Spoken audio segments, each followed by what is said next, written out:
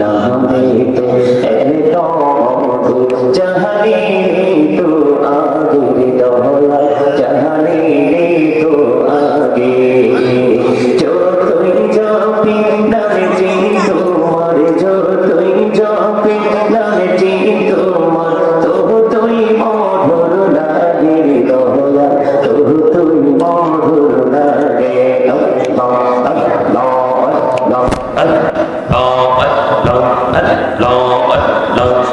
मेरा कौड़ी को नबी मेहरा जीते जैया मेरा कौड़ी को नबी मेहरा जीते जैया दयाल प्रभु दिलेन मेराज दयाल प्रभु दिलेन मेराज मोमिनेर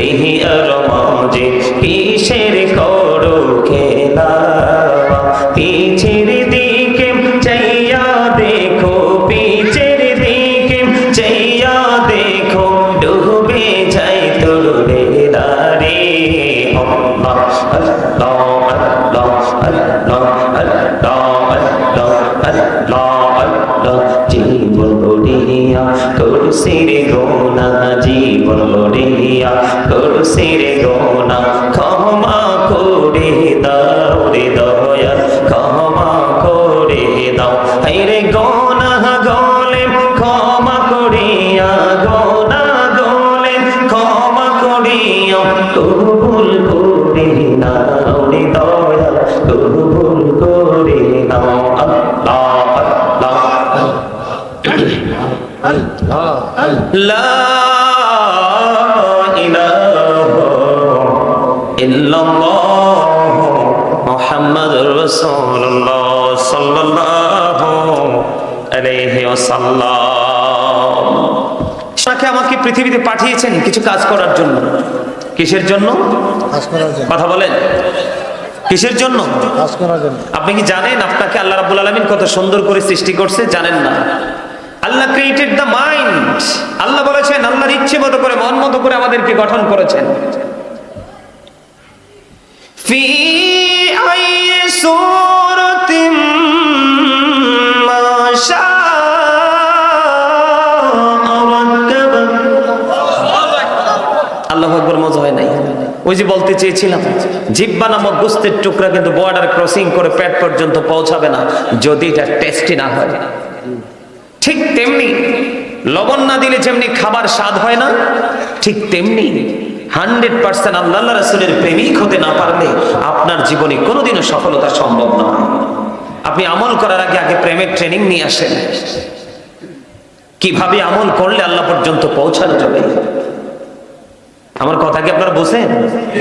লবণ না দিলে ওয়াজ কিন্তু বোঝার জন্য এটুকুই যথেষ্ট, আর বেশি ব্যাখ্যা করতে হবে না, এক্সপ্লেইন করতে হবে না। লবণ না দিলে খাবার কি হয় না? প্রেম ছাড়াও কখনো আপনার কাছে আমল মজা লাগবে না। আগে আপনাকে আল্লাহ রাসূলের সাথে প্রেম করতে হবে। কি করতে হবে? প্রেম করতে হবে। যারা প্রেমিক তারা তো আজকে পাগল পারা খুশিতে। কত সুন্দর জান্নাতের বাগান সাজানো হয়েছে, আকাশ বাতাস মুখরিত হয়ে আছে। আজকে কিন্তু ঘুমানো সম্ভব না। কথা বলেন। এই যে আমি আসার পরে দেখলাম আমারই ভাই, উনি একটা পাঞ্জাবি পরেছেন, একটা কোটি পরেছেন, টুপি পরেছেন, অত্যন্ত এই যে আপনার সামনে এই যে উনি সাদা টুপি, আমি ওনাকে দেখলাম। আমাদের প্রত্যেকটা মানুষের আজকে এমনটি হয়ে সেজে গুজে আসা উচিত ছিল, কিন্তু আমরা যে ওই যে উদাসীনতার মধ্যে আছি। আল্লাহ কি বলেছেন? ইয়া আইয়ুহাল্লাযীনা আমানু লা তুলহিকুম আমওয়ালুকুম ওয়ালা আওলাদুকুম আন যিকরিল্লাহ। আল্লাহু আকবার। আল্লাহ রাব্বুল আলামিন বলেছেন, হে ঈমানদারগণ, তোমাদের ধন সম্পদ সন্তান সন্ততি যেন আল্লাহর জিকির হতে তোমাদেরকে উদাসীন না করে। ঠিক কিনা বলেন? কি আপনি ছেলের জন্য, মেয়ের জন্য, বাড়ি গাড়ির জন্য আপনি কি উদাসীন হয়ে গেলেন? আপনি কি একটু খবর রেখেছেন এগুলো কি আপনার আদৌ কাজে লাগবে কিনা? আল্লাহ সূরা আলে ইমরানের 185 নম্বর আয়াতের শেষ অংশে বলেছেন, আমাল হায়াতুদ দুনিয়া ইল্লা মাতাউল গুরুর। এই দুনিয়ার জীবনটা, পৃথিবীর জীবনটা একটা ধোঁকা ছাড়া, প্রতারণা ছাড়া কিছুই নয়। কোরআন শরীফের 19 পারা খোলেন, কোরআন শরীফের 19 পারা সূরা শুআরার 88 নম্বর আয়াতে আল্লাহ বলেছেন, ইয়াউমা লা ইয়ানফাউ মালু ওয়ালা বানুন। আল্লাহ রাব্বুল আলামিন বলেছেন, আপনার ধন সম্পদ সন্তান সন্ততি কিচ্ছু কাজে লাগবে না কিয়ামতের দিন। আপনি কি করবেন সেদিন? কোন উপায় আছে? এই যে আজকে জান্নাতের বাগান ছেড়ে মানুষ দোকানকে আপন করে নিচ্ছে। গত 19 তারিখে আমি প্রোগ্রামে যাচ্ছি, দেখলাম রাস্তার দুপাশে যেখানেই দোকান, যেখানে টেলিভিশন আছে, সেখানে দেখলাম তিল ধারণের ঠাঁই নাই, বসার তো জায়গা নাই, দাঁড়িয়ে পর্যন্ত রাস্তার মধ্যখানে, উপরে খোলা আকাশের নিচে কুয়াশা। মানুষ ক্রিকেট খেলছে, ক্রিকেট দেখছে। আসলে ক্রিকেট খেলাটা কি আমরা মুসলমানের জন্য জায়েজ? জায়েজ? খেলেছিল কারা? দুইটাই ইহুদি দেশ, দুইটাই বেঈমানের দেশ, ঠিক কিনা বলেন? বেঈমান কাফেররা কি মুসলমানের বন্ধু নাকি শত্রু? আরো জোরে বলেন, কে কি শত্রু মনে করে? সবাই। আপনারা যারা জান্নাতের বাগানে এসেছেন, আমি বিশ্বাস করি আপনারা শত্রু মনে করেন, এই জন্যই আপনারা এখানে এসেছেন। যারা শত্রু মনে করতে পারেনি তারা আজকে জান্নাতের বাগানের বাইরে, বড় আফসোস তাদের জন্য, বদনসিব, বদকিসমত। আল্লাহ বলেছেন, the heretics are the eternal enemy of the believers. innal kafirina kanu lakum aduwwan mubina. আল্লাহ বলেছেন, বেঈমান কাফের মুশরিকেরা ঈমানদারদের প্রকাশ্য শত্রু। নাউজুবিল্লাহ। আমি দেখতাম মানুষ এমন ভাবে মনোযোগ দিয়ে ক্রিকেট খেলা দেখছে, আমার মনে হয় পিছনে যদি একটা বাড়ি আগুন লেগে পড়ে যায় সে টেরও পাবে না। এতটাই গভীর নিমজ্জিত ছিল ক্রিকেটের মাঝে। কিন্তু নামাজ যখন, ওয়াজে যখন আসে, তখন মানুষ অটোমেটিক্যালি অন্যমনস্ক হয়ে যায়। কিন্তু এখানে একটা দলকে অন্যমনস্কে নিয়ে যেতে পারে না শয়তান, সেটা হলো 100% মুমিন যারা। আমার ওয়াজ না তো এটা। আল্লাহ বলেছেন, ইন্না কাইদা শাইতানি কানা দাঈফা। আল্লাহ বলেছেন, শয়তান ডিসিপশন ইজ ভেরি উইক। শয়তানের ধোঁকা মুমিনের জন্য একেবারে দুর্বল। জোরে জোরে বলেন না সুবহান। আরে আরো জোরে বলেন না সুবহানাল্লাহ। শয়তান মুনাফিকদেরকে ভালো কাজ থেকে দূরে রাখে। কাকে? মুনাফিক ফাসিকদেরকে ভালো কাজ থেকে শয়তান দূরে রাখে, এটা তার ক্রেডিট। এটা কি? তার ক্রেডিট। মুনাফিকরা কোথায় থাকবে? The hypocrites will be in the lowest place of hell. Innal munafiqina fi ad-darkil asfali minan nar. মুনাফিকরা জাহান্নামের একেবারে সর্বনিম্ন জায়গায় থাকবে, যেটাকে বলা হয় লয়েস্ট, একেবারে লোকাল প্লেস। যেটা, আপনারা কি আমার কথাগুলো শুনতে ভালো লাগে সবার কাছে? যদি সবার কাছে ভালো লাগে, আমার একটা অনুরোধ রাখবেন, সবাই সামনের দিকে এগিয়ে মৌমাছির মতো জাগ বেঁধে বসুন। সবাই একেবারে কাছাকাছি হয়। সবাই আপনাদের যার যার জুতা জায়গায় থাকুক, আপনারা সামনের দিকে একবারে মৌমাছির মতো জাগ বেঁধে বসুন। তার কারণ হলো, শয়তান যখন খালি জায়গা পাবে সেখানেই বসে আপনাকে কুমন্ত্রণা দিবে। যখন আপনারা মৌসাকি যেইভাবে মৌমাছি বসে, সেইভাবে যখন আপনি এই জায়গাটাকে ফিল আপ করে বসবেন, তখন দেখবেন আপনার মনটা অন্যদিকে যাবে না। কারণ আপনার আসল কিন্তু আপনার দেহ নয়, আপনার আত্মা। কি কথা বলেন না? আপনার আমার আসল কোনটা? আত্মা, রূহ, কলব। এটা হলো আপনার আমার আসল জিনিস। কি? দেহের কিন্তু কোনো দাম, দেহের কোনো দাম।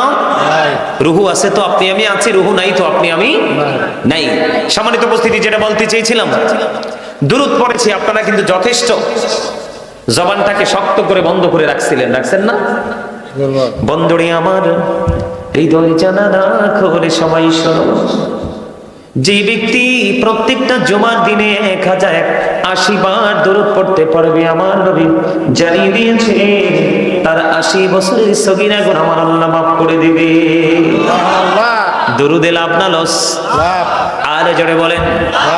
হাদিস খানে এসেছে বন্ধু দাইলামে শরীফের মধ্যে, হাদিসের রাবি হলেন হযরতে আনাস রাদিয়াল্লাহু তাআলা আনহু।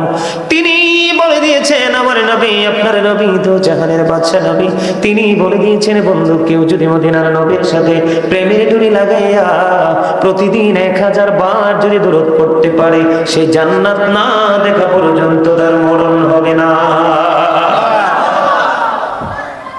দুরূদ দুরুদ is the most excellent prayer Muslim religion. ধর্মাবলম্বীদের জন্য গুরুত্বপূর্ণ এক মহা ইবাদত হলো নবীর প্রেমের দুরুদ। যেই দুরুদ না পড়লে আপনার নামাজ, রোজা, হজ, যাকাত পর্যন্ত, আল্লাহ পর্যন্ত পৌঁছানো সম্ভব নয়। সেই দুরুদ পড়েছি, আপনারা যথেষ্ট দুর্বলতার প্রকাশ করেছেন। দুরুদ আল্লাহকে পড়ে না? ইন্নাল্লাহা ওয়া মালাইকাতাহু ইউসাল্লুনা আলান নবী ইয়া আইয়ুহাল্লাযীনা আমানু সাল্লু আলাইহি ওয়া সাল্লিমু তাসলিমা। সালাম দাও আদবের সাথে। যেটা করবেন আদবের সাথে করতে হবে। সম্মানিত উপস্থিতি, দিন যত যাবে তত দেখবেন মসজিদে মুসল্লির সংখ্যা কমবে। মাহফিলের পবিত্র কাজগুলোর দিকে মানুষের উপস্থিতির সংখ্যা কম হবে। এটাই হলো কিয়ামতের আলামত। এটা কি? কিয়ামতে ইসলাম থেকে দূরে সরে যাওয়া, এটা কি কিয়ামতের আলামত। আমল থেকে মানুষ দূরে চলে যাওয়া, এটাই কিয়ামতের আলামত। কারণ ইসলাম যখন আবির্ভূত হয়েছিল তখন ইসলাম ছিল গরীব। আবার যখন ইসলাম গরীব হয়ে যাবে তখনই পৃথিবী ধ্বংস। আপনারা জানেন না, কিয়ামতের পূর্বক্ষণে পৃথিবীতে একটা সেজদা, কয়টা সেজদা? হাদিস শরীফের মধ্যে এসেছে কিয়ামতের পূর্বক্ষণে পৃথিবীতে একটা সেজদা দেওয়া দুনিয়া এবং দুনিয়ার মধ্যে যা কিছু আছে সব কিছুর চাইতে উত্তম বলে গণ্য হবে। সেজদা দেওয়ার মতো লোকের এতটাই অভাব হবে। সেই দিন দিকে কিন্তু আমরা ধীরে ধীরে এগোচ্ছি। আর সেই এগুলোর পিছনে কারণ হলো আমাদের উদাসীনতা। বাড়ি গাড়ি, টাকা পয়সা, দ্বন্দ্বলতের নেশা আমাদেরকে পাগল করে দিয়েছে। মাতাল হয়ে গেছি। হালাল উপার্জন করছি না হারাম করছি সেই দিকে আমাদের নজরই নেই। আছে? কথা বলেন আছে? কথা বলেন না। দুরুদ পড়লে খারাপ লাগে? আল্লাহ তো আল্লাহর হাবিবের উপর কি করতেছেন? ফেরেশতাদেরকে নিয়ে দুরুদ সালাম। তো এটার দাম কম না বেশি? আরো জোরে। কেমন দামি জানেন? আমি কেমন নবীর উপরে দরুদ পড়েছি, সালাতু সালাম দিয়েছি, জানেন সেই নবীর পাওয়ার কত? আপনারা কালেমায়ে তয়্যবার দিকে নজর দিয়ে দেখেন। লা ইলাহা ইল্লাল্লাহ, there is no god but Allah, মুহাম্মদুর রাসূলুল্লাহ সাল্লাল্লাহু আলাইহি সাল্লাম is the messenger of Allah. আল্লাহর সাথে কিন্তু আল্লাহর হাবিবকে আল্লাহ রাব্বুল আলামিন একাকার করে মিশিয়ে দিয়েছেন। এখানে কি মর্যাদা আছে না নাই? মেরাজের রজনীতে আমাদের জন্য 50 ওয়াক্ত নামাজ বরাদ্দ হলো, এর মধ্যে থেকে 45 ওয়াক্ত মাইনাস করে 5 ওয়াক্ত নিয়ে আসলো। এখানে কি মর্যাদার গান পাওয়া যায় না? বিশ্বের অ্যাস্ট্রোনমারদের গবেষণায় উঠে এসেছে আকাশের মধ্যে 200 crore গ্যালাক্সি আছে। আকাশের মধ্যে 200 কোটি ছায়াপথ আছে। প্রত্যেকটা ছায়াপথের মধ্যে 10,000 কোটি করে তারা আছে। এর মধ্যে একটা তারকার নাম হলো নিউট্রন স্টার। এই নিউট্রন স্টার তারাটার এক চা চামচ পদার্থের ওজন হলো 1000 মিলিয়ন টন। তাহলে একটা তারার ওজন কত হতে পারে বের করার ক্ষমতা সৃষ্টির কারণই নেই। যে আসমানে তো ওজন ধারণ করতে পারে, আল্লাহ আসমানকে বললেন কোরআন নাও, নাকচ করে দিলেন। যেই জমিনের বুক ছিঁড়ে বিশাল নদী তৈরি করা হয়েছে, যেই জমিনের বুকের উপর বিশাল বিশাল অবকাঠামো তৈরি করা হয়েছে, জমিনের কিন্তু ভূমির কিন্তু কোনো কষ্ট হয় নাই, তার কাছে এটা একেবারে নাথিং মনে হয়, ঠিক কিনা বলেন? সেই জমিনকে আল্লাহ বললেন জমিনে নাকচ করে দিয়েছেন, কিন্তু কোরআনটা নিয়ে এসেছেন আপনার আমার প্রাণের নবী। জোরে বলেন না সুবহানাল্লাহ। আর জোরে সুবহানাল্লাহ। এখনো সুবহানাল্লাহ লবণ ছাড়া খাবারের মতো হয়, স্বাদহীন সুবহানাল্লাহ বললে হবে না। তার প্রমাণ আমার নবী যখন মক্কায়, কোরআন ও মক্কায় প্রত্যেকটা সূরার নাম মাক্কি, আমার নবী মদিনায়, কোরআন ও মদিনায় প্রত্যেকটা সূরার নাম মাদানী। তাইলে এখানে কি নবীজির মর্যাদা আছে না নাই? প্রত্যেকটা নামাজে যান, মাগরিব ছাড়া প্রত্যেকটা নামাজের আগে রাসূলের সুন্নাহ। এখানে কি রাসূলের মর্যাদা আছে না নাই? আর জোরে বলেন আছে না নাই? মূসা বললেন রব্বি ইয়ারিনি, আল্লাহ বললেন লান তারানি। মূসা প্রস্তাব করলো আল্লাহকে দেখার, আল্লাহ নাকচ করে দিয়েছেন। আর আপনার আমার নবীকে আল্লাহ রাব্বুল আলামিন নিজেই দাওয়াত করেছেন, যেটা হলো কোরআন শরীফের সূরা বনী ইসরাঈলের প্রথম নাম্বার আয়াত, সুবহানাল্লাযী ইয়াসরা বিআবদিহি লাইলাম মিনাল মাসজিদিল হারাম ইলাল মাসজিদিল আকসাল্লাযী বারাকনা হাওলাহু লিনুরিয়াহু মিন আয়াতিনা। জোরে জোরে আল্লাহু আকবার। মর্যাদার গন্ধ পাওয়া যায় কি যায় না? আরো জোরে বলেন যায় কি যায় না? আরেকটু মহব্বতে বলেন যায় কি যায় না? আল্লাহর হাবিবের সাথে যখন আল্লাহর দেখা হলো, আল্লাহ রাব্বুল আলামিন আল্লাহর আরশে যখন আল্লাহর হাবিব গেল, দুই কাঁধের মধ্যখানে আল্লাহর কুদরতি হাত মোবারক রাখলেন। আল্লাহ রাসূল বলতেছেন, হাতটা রাখতে দেরি আমার বুক পর্যন্ত প্রশান্তি চলে আসলো। কেন? আল্লাহর হাবিবকে আল্লাহ প্রশ্ন করলেন, হাবিব, আসমানে ফেরেশতারা কি নিয়ে কথা কাটাকাটি করছে? আল্লাহ আপনিই তো ভালো জানেন। তখনই আল্লাহ রাব্বুল আলামিন আল্লাহর হাবিবের দুই কাঁধের মধ্যখানে হাত রাখলেন, বুক পর্যন্ত প্রশান্তি চলে আসলো। আল্লাহর হাবিব বলেন, শুরু থেকে শেষ পর্যন্ত আসমান জমিনে যা আছে সবকিছু আমি নবী দেখে নিয়েছি, এতটাই স্পষ্ট ভাবে দেখে নিয়েছি যেমনি ভাবে একজন মানুষ তার হাতের তালুটাকে স্পষ্ট দেখতে পায়। দাম আছে না নাই? সেই নবীকে ভালোবেসে আমি দরুদ সালাম দিয়েছি। আপনারা কি সেই দরুদ পড়েছেন? পড়েননি, যথেষ্ট কৃপণতা করেছেন। আল্লাহ কিন্তু কৃপণ মানুষকে পছন্দই করে না, কারণ আল্লাহর কাছে কৃপণতা নেই, আল্লাহর হাবিবের কাছেও কৃপণতা কেমন। আমি আপনাদেরকে একটা এক্সাম্পল দিই, ছোট্ট একটা হাদিস শরীফ, তারপরে আমি আমার আলোচনায় যাব। বন্ধুরে আমার নবীকে একজন জনৈক মহিলা এসে বললেন, ইয়া রাসূলুল্লাহ, ইয়া হাবিবাল্লাহ, নবী গো, ও প্রাণের নবী, আমি আপনার জন্য নিজের হাতে একটা সুন্দর একটা শুকনো আপনার কাঁথা বুনেছি। কি করেছি?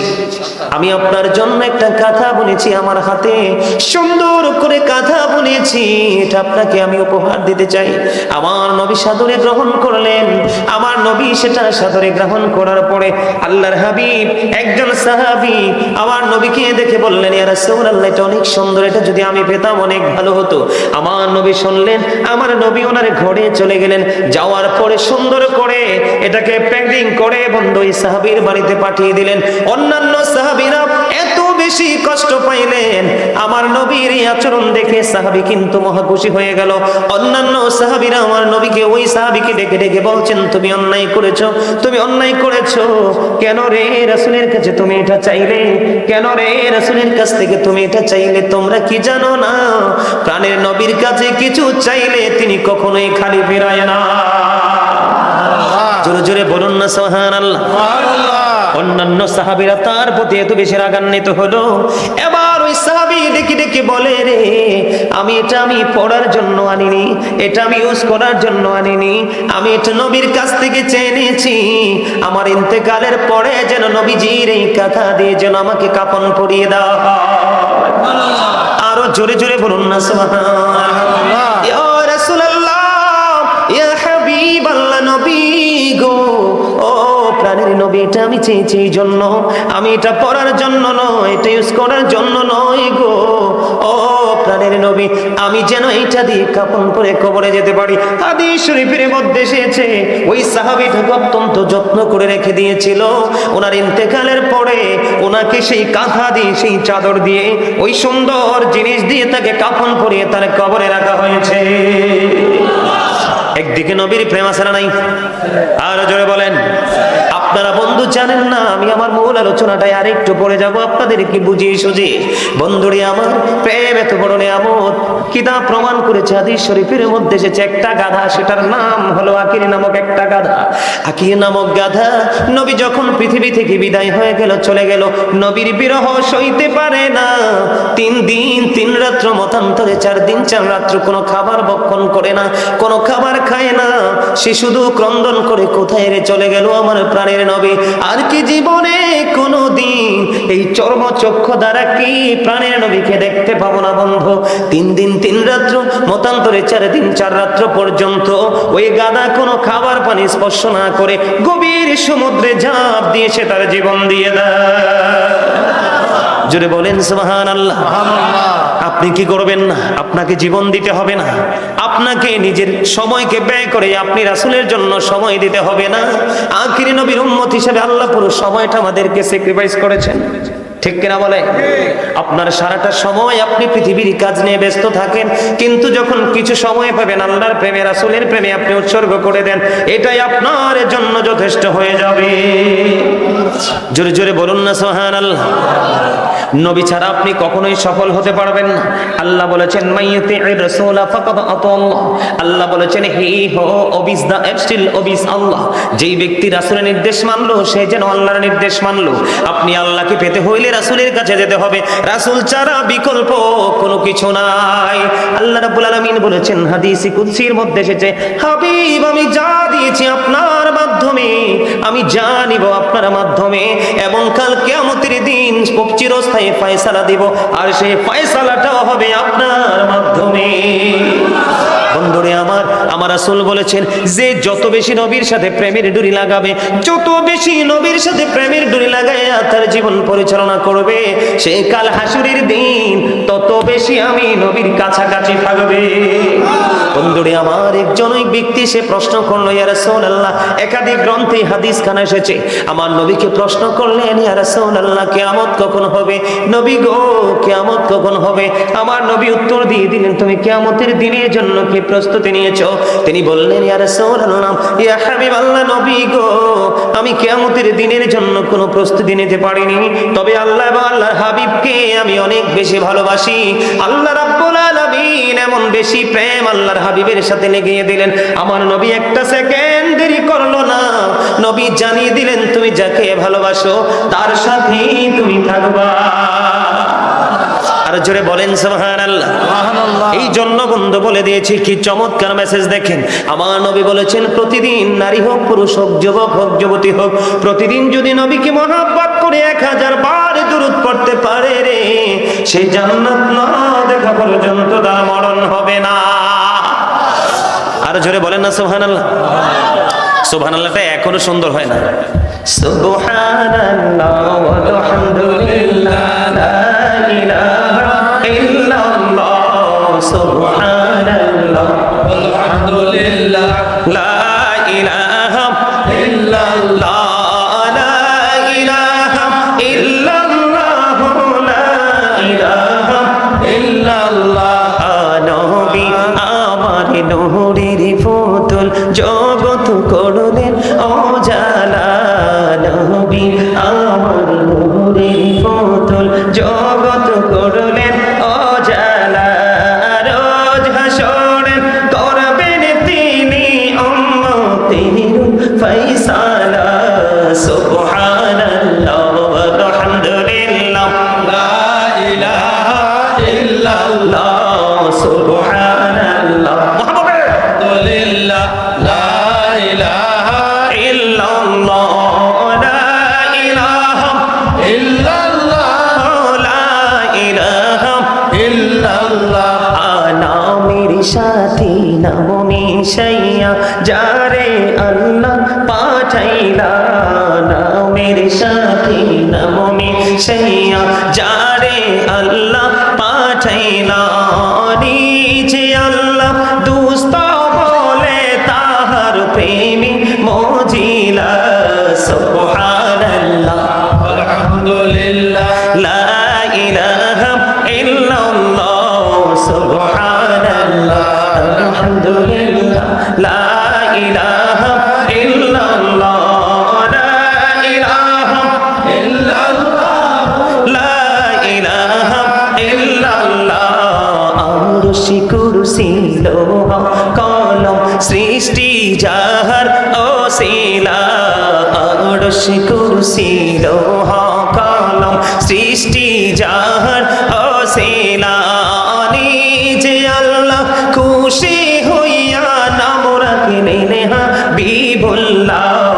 সুবহানাল্লাহ আলহামদুলিল্লাহ লা ইলাহা ইল্লাল্লাহ, সুবহানাল্লাহ আলহামদুলিল্লাহ লা ইলাহা ইল্লাল্লাহ, লা ইলাহা ইল্লাল্লাহ মুহাম্মাদুর রাসূলুল্লাহ সাল্লাল্লাহু আলাইহি ওয়াসাল্লাম।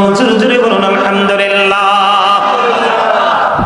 আলহামদুলিল্লাহ এটা মজা হয় নাই তো, এখন একটু লবণ গ্যাপ আছে, কথা বলেন। জিকির করতে পেরে মজা পাইছেন না? আল্লাহ রাসূল বলেছেন এটা হলো জান্নাতীদের জন্য জান্নাতের ফল। আরো জোরে বলেন না সুবহানাল্লাহ। এই যে আমি জিকির করলাম, আপনারা অনেকেই কিন্তু জিকিরের সময় দুর্বল ছিলেন, কি ছিলেন? দুর্বল ছিলেন না? আপনারা বলেন তো, প্রাণ ভরে কি জিকির করছেন? বন্ধুরে আমার, আল্লাহ রাব্বুল আলামিন আপনাকে আমাকে জবানটা কেন দিয়েছে একটু চিন্তা করেন। দোকান পাটে বসে বসে বন্ধু পান খাওয়ার জন্য না, রাস্তায় দাঁড়িয়ে দাঁড়িয়ে সিগারেট টানার জন্য নয় বন্ধুরে, তিন রাস্তার মোড়ে দাঁড়িয়ে দাঁড়িয়ে মানুষের বদনাম করার জন্য নয়, রাস্তায় শপিং মলে কোলাহল পরিবেশে অপ্রাসঙ্গিক অগ্রহণযোগ্য কথা বলার জন্য নয়। আল্লাহ রাব্বুল আলামিন আপনাকে আমাকে জবান দিয়েছে একটা উদ্দেশ্য নিয়ে। আল্লাহ বলেছেন ফাযকুরুনি আযকুরুকুম, আল্লাহ বলেছেন remember me then I will remember you, তোমরা আমাকে স্মরণ করো আমি তোমাদেরকে স্মরণ করব। বন্ধু তোমরা জানো না, আমার আল্লাহ কথা দিয়েছে, আল্লাহর হাবিবকে জানিয়ে দিয়েছে, হাবিব আপনি আমার উম্মতগুলোকে জানিয়ে দেন গো হাবিব, আমার কোন বান্দা যদি দুনিয়ার বুকে যদি কোনো জলসায় বসে আমি আল্লাহর জিকির করে রে, আমি আল্লাহ তার চাইতে উত্তম জলসায় সেই বান্দার জিকির করি। জোরে জোরে বলুন না সুবহানাল্লাহ। আপনার আমার যে জলসার আল্লাহর জলসা কি এক? কথা বলেন। আল্লাহ করবে ফেরেশতানি, আমরা করব দুনিয়ায় নামাজি বেনামাজি পাপী এবং নেকি সব মিলিয়ে। এটা কি আমাদের জন্য নিয়ামত কিনা? আল্লাহ বলেছেন ফাযকুরুল্লাহ কিয়ামান, তোমরা দাঁড়িয়ে জিকির করো, কুউদান বসে জিকির করো, ওয়া আলা জুনুবিকুম তোমরা শুয়ে শুয়ে জিকির করো। জোরে জোরে বলুন আল্লাহু আকবার। আরেকটু মহব্বতে বলুন আল্লাহু আকবার। বন্ধুরে আমার, জিকির কিন্তু জবান দিয়েও করা যায়, কাল দিয়েও করা যায়। আমার নবী বলেছেন জবান এবং কলব দুইটা মিলে যে জিকির করা হয়, ওই জিকির হলো পৃথিবীতে সবচেয়ে উত্তম জিকির। আরো জোরে বলেন না সুবহানাল্লাহ। প্রত্যেকটা মেশিনকে ক্লিয়ার করার জন্য, ময়লা দূর করার জন্য একটা যন্ত্র থাকে। আল্লাহর হাবিব বলে দিয়েছেন মানুষের মনের ঘরের ময়লা দূর করার সবচেয়ে বড় বড় অস্ত্র হলো, যন্ত্র হলো মাওলার জিকির। জোরে জোরে বলুন না সুবহানাল্লাহ। আল্লাহর হাবিব সরকারি মদিনা ইমামুল মুরসালিন রাহমাতুল লিল আলামিন তিনি বলে দিয়েছেন তোমরা যখন জিকির করবা এমন ভাবে জিকির করো গো মানুষ দেখলে যেন তোমাদেরকে পাগল বলে। আর আমি জিকির করছি অত্যন্ত মজা করে, আপনারা জিকির করছেন কোনটা আপনার জবানও জানে না ভালো করে, ঠিক কিনা বলেন? বন্ধু নাচি আল্লাহর হাবিবের কথার উপর দাঁড়িয়ে, নাচি আল্লাহ রাব্বুল আলামিনের অর্ডারের দিকে দাঁড়িয়ে, এই আমল দিয়ে কখনোই সফলতা সম্ভব নয়। আপনার আমার আপন স্বজন কবরে আছে না নাই? আর জোরে বলেন, আপনার আমার আপন স্বজন কবরে আছে না নাই? হযরত আবু হুরায়রা রাদিয়াল্লাহু তাআলা থেকে হাদিস খানা বর্ণিত, আমার নবী আপনার নবী দৌজাহানের বাদশা নবী সাহাবায়ে কেরামদেরকে নিয়ে তিনি হাঁটতেছিলেন বন্ধু, হঠাৎ করে তিনি দাঁড়িয়ে গেলেন একটা কবরের পাশে। দাঁড়িয়ে নবীজি থমকে দাঁড়িয়ে গেলেন, দাঁড়িয়ে তিনি পাশে খেজুর গাছ থেকে একটা খেজুরের ঢাল তিনি ভাঙলেন, ভেঙে দুইটা টুকরো করলেন, দুইটা টুকরো করে দুইটা কবরের উপর তিনি গেড়ে দিলেন। সাহাবায়ে কেরাম প্রশ্ন করলো ইয়া রাসূলুল্লাহ, ইয়া হাবিবাল্লাহ, নবী গো, ও প্রাণের নবী, কেন গো আপনি চাইলেন হয়ে গেলেন? আপনি তাৎক্ষণিকভাবে দাঁড়িয়ে গেলেন, স্টপ হয়ে গেলেন এবং খেজুরের ডাল দুইটা ভেঙে দুইটা টুকরো করে দুইটা কবরের উপর আপনি গেড়ে দিলেন। এবার আমার নবী ডেকে ডেকে বললেন যে দুইটা কবরের মধ্যে আযাব চলতেছে ইয়া রাসূলুল্লাহ, ইয়া হাবিবাল্লাহ, নবী গো, আমি বুঝতে পেরেছি কবরের মধ্যে আযাব হচ্ছে গো নবী, কিন্তু খেজুরের ডাল দুইটা ভেঙে দুইটা কবরের উপরে গেড়ে দেওয়ার মানে কি? এবার আমার নবী ডাক দিয়ে বললেন এই খেজুরের ডাল দুইটা যতক্ষণ পর্যন্ত কবরের উপরে সবুজ থাকবে ততক্ষণ তারা মাওলার জিকির করবে, আর এই জিকিরের উসিলায় আল্লাহ কিছুটা সময় হলেও কবরবাসীর কবর আযাব বন্ধ করে দিবে। আরে আরো জোরে বলেন না সুবহানাল্লাহ, আরো জোরে বলেন সুবহানাল্লাহ। জিকিরের মজা এত বেশি বন্ধু। বলে হুজুর জিকির কোনটা? জিকির হলো বন্ধু কি বাংলা শব্দ, আরবি শব্দ হলো জিকির, আর বাংলাতে বলা হয় স্মরণ করা, ইংলিশে যেটাকে বলা হয় রিমেম্বার। জিকির মানে হলো সুবহানাল্লাহ, আলহামদুলিল্লাহ, লা ইলাহা ইল্লাল্লাহ, আল্লাহু আকবার। কাউকে সৎ কাজের জন্য ডাকা এবং কাউকে অসৎ কাজ থেকে বিরত রাখা, এটার নামই হলো জিকির। সুবহানাল্লাহ বলতে পারেন না? এই জবানের হক আদায় করতে হবে। এই জন্য নবী বলেছেন, তোমরা যখন জান্নাতের বাগানে আসা যাওয়া করো, ওখান থেকে কিছু ফল খেয়ে নিও। ইয়া রাসূলুল্লাহ, জান্নাতের বাগানের ফলটা কি গো? এবার আমার নবী বলে দিলেন, জান্নাতের ফলটা হলো সুবহানাল্লাহ ওয়ালহামদুলিল্লাহ লা ইলাহা ইল্লাল্লাহ, ও সুবহানাল্লাহ ওয়ালহামদুলিল্লাহ লা ইলাহা ইল্লাল্লাহ,